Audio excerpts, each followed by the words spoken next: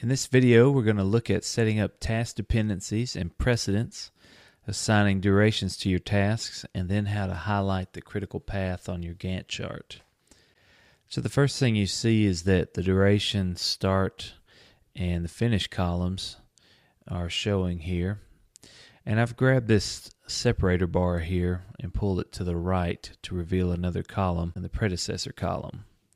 Now the predecessor column is going to show the task ID numbers, which are these numbers over here on the left along the left side of your Gantt chart. And they're going to show up in the predecessor column as we create relationships between the different tasks on the Gantt chart. So to set up a relationship between a predecessor and a successor task, we'll start off up here with the architect sign-off task as a predecessor to the foreman sign-off task. So to create a relationship here, we'll click on the predecessor task, which is the architect sign-off. Then we'll hold down the control key and then click on the successor task. And then go up to the task tab and the schedule group. And here you're going to find a little icon that looks like a chain link. We want to click that chain link icon. And now you'll see that the two tasks have been linked. Out here on the right, you'll see that the graph area now has an arrow that's denoting the relationship between the two tasks. And then in our predecessors column, you'll see a number 2. And that's saying that task number 2 is a predecessor to task number 3. Now we want corporate routing to be our next relationship that we work on. So another way that you can create these relationships is to click on the predecessor and drag down to the successor. And then click the chain link again and you'll see the task ID populate and our graph is updated out here as well. Now if you need to build a relationship between a group, this is a summary task here. Framing is a summary task. Has these tasks underneath it: floors, walls, and roof trusses. If you need to do that, because all these are reliant on getting the building materials. So in other words, these tasks can't happen until your building materials are received. So these two have a relationship, this summary task and the building materials. So we can link that by highlighting them. And now you see that the summary group is succeeding task 13. Now, if you've built a relationship that you want to delete, you can simply highlight them again and then go back up here and click this unlink icon. And then another way of deleting relationships is to highlight them and go over here to the predecessor column and simply delete that number.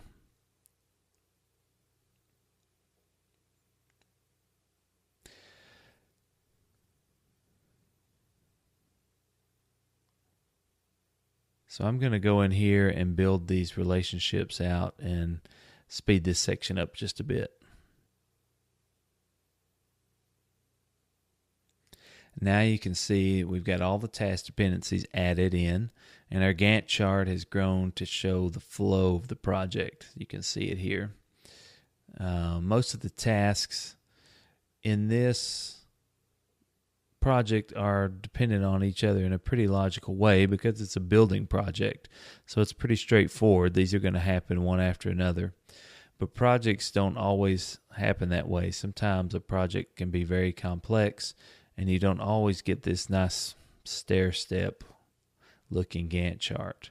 So depending on how complex your project is, it could look very different. Now another thing over here that you probably noticed as you add in your predecessors is that project begins to compute the minimum days that it would take to complete this process of the project, as well as the start and the finish dates you see have changed some for each of these tasks.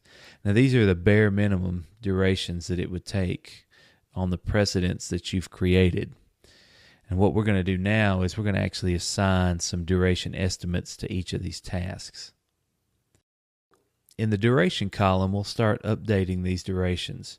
You can click on the little arrows here to the right, up and down, to change the duration number, or you can just type in a number and click enter. We'll make this one 11. And now you can see that project has calculated that this is going to be 5 days, and it's going to look like this on the updated start and finish. And then the Gantt chart out here as well has been updated. So again, I'll go through and update some of these durations real quick.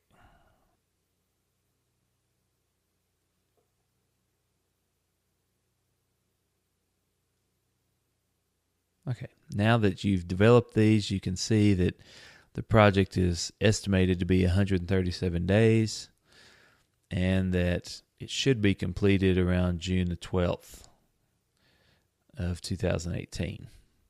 Now you can come down here to the zoom slider and bring the scale in a bit to see your Gantt chart a little bit better, that it's grown now.